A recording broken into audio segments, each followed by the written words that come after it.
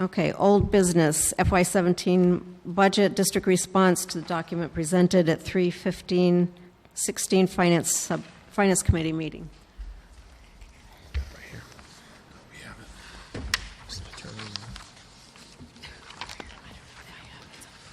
Okay, this evening, under the item that has been kept on the agenda, and I think it's a good thing that we do that, the FY17 budget gives us an opportunity to provide updates based on information that comes our way. There continue to be some questions from Finance Committee. Whoever asks us a question, we're going to do our best to provide them with information. And what this really involves is that as I sit at this spot in Town Hall, I'm aware that at the March 15th Finance Committee meeting, the chair of the Board of Selectmen came to present a document to the Finance Committee which was portrayed as being a new document that could really drive and make a very big contribution to analysis of school department budgets going forward and very much simplify the process. And I just want to clarify some of what was said there so that people understand what that document is and what it is not. So the first clarification, the suggestion that we've not provided information, and in reality, the program and staff use report, which I authored and created my first year here, was provided. Actually, it was provided each year, but certainly in FY13, 14, and 15. We made it clear that we did not provide it. We certainly provided staffing information, but we did not provide the same document for FY16 because of the volume of changes that this school committee is certainly very much aware of, as am I. We basically moved people around across all of our campuses with the reorganization. And I did indicate that I would produce the program and staff use report, and it is, in fact, in this year's binder under Section 3. And it's interesting that in terms of what's in that binder, pretty much it aligns with what the Finance Committee had asked us the prior year to provide, and so we've done it. So it's a lot of material, but it is, for the most part, what we were asked to provide. I would also point out that there were many comments made about really missing the program and staff use report. And it's interesting because the program and staff use report really explains to the community at large, and certainly the Selectmen and Finance Committee, what in fact is the program that we're spending $30 million on. And so you get to see it by campus, you get to see the different programs and the various cost centers, and we also share within that document the actual staff assignments by last name, where they're located, what they do, and whether they're full-time or part-time. And at the end of that, there is a summary of FTEs. So for people who want to understand the program, which is what I would advocate is an important part of what we do, they should read the program and staff use report. For people that only care about numbers, then certainly the summary is there. It's there by school, and there includes a separate page for central office, and then there is a summary. So we have, in fact, provided that document.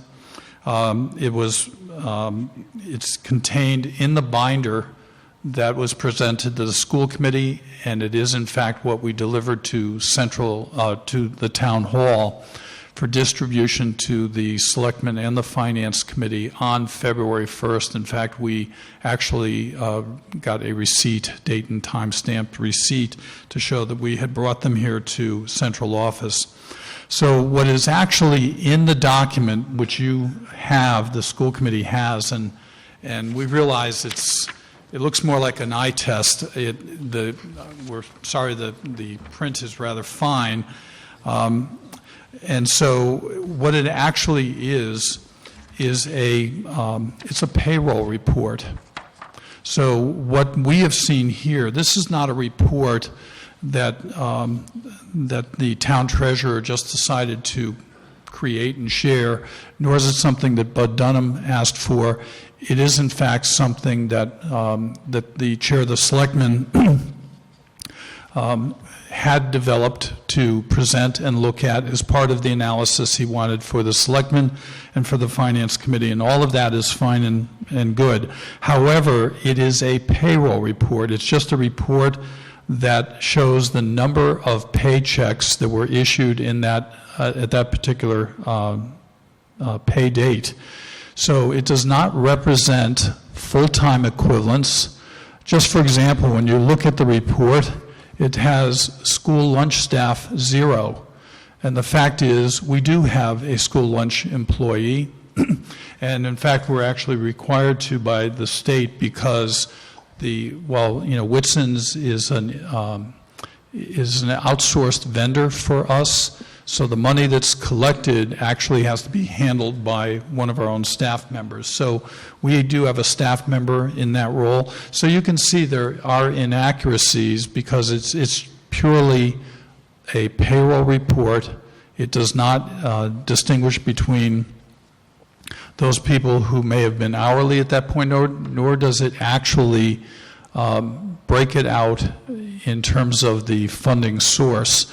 So when you look at this and you see that there are school for early learning staff, 22 people, those staff are not paid for through the town budget. They are paid for through the tuitions that those parents pay. So when you look at this, there can be real concerns about the accuracy of the information, and so I think it needs to be understood in those terms. The next thing I wanted to share with you is some information about enrollment changes on Cape Cod, because we keep hearing the discussion about how the budget should and the staffing levels should be corrected for the decline in enrollment. And we actually have done that. We spent a lot of time resizing the district, doing the reconfiguration.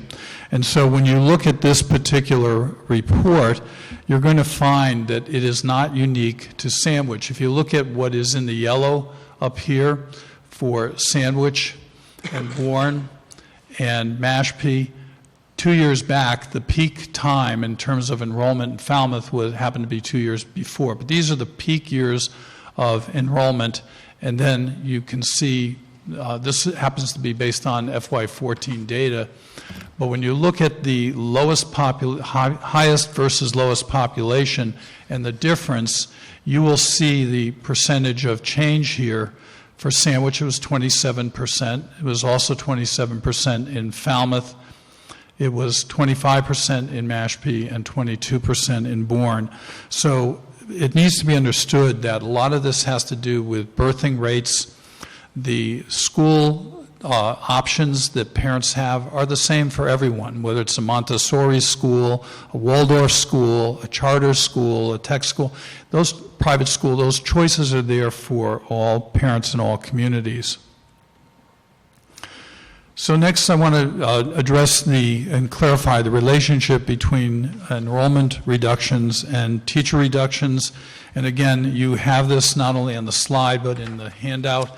And so we went back and we looked at the data from FY9 on up through FY16 with the number of students being shown here, the number of teachers, and the percent of reduction of students and the percent of reduction of teachers. So clearly there have been reductions in our staffing. We then wanted to clarify the impact of the closing of the HT wing, and I just think this bears repeating. And from the point of view that when we closed the wing school, the reality is that the students from the wing moved over to Forestdale and Oak Ridge. And in order to, as all of those students from wing went to Forestdale and Oak Ridge, the wing teachers and staff needed to go with the children. and the number of wing students could not be absorbed just by the existing Oak Ridge and Forestdale staff. So for those people who assumed that closing wing would mean that all the staff goes away, that's not true. They had to go with the kids. The clarification on administrative positions, again, when you look at this, it creates the sense within the community that we've been growing our number of administrators. So it lists on this report 22 administrators district-wide.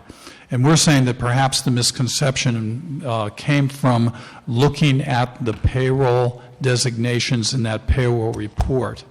In actuality, there are 18 administrators and 5 standalone contracts. All are designated as administrative in payroll because the positions are not in any bargaining unit, and the work is not administrative. The 5 positions that are in that payroll that are referred to, one is the aquatics director, and while the term director is used, it is not administrative. It reflects the fact that it requires the individual to be, as we've all learned in our pursuits with our pool contract for outside use, that it has to be a certified pool operator, a CPO, and that is our aquatics director. The next one is our athletic trainer. Clearly not administrative, but it is a standalone contract. The hours involved are rather extensive and needs to be flexible. It's weekends, it's evenings. The other is our human resource specialist. This is not a director position like they have at Town Hall. It is an HR specialist. The director of facilities, basically that was Alan Hall's position, and custodial supervisor. Those 5 positions were included, but it's only because that's the designation within that payroll report.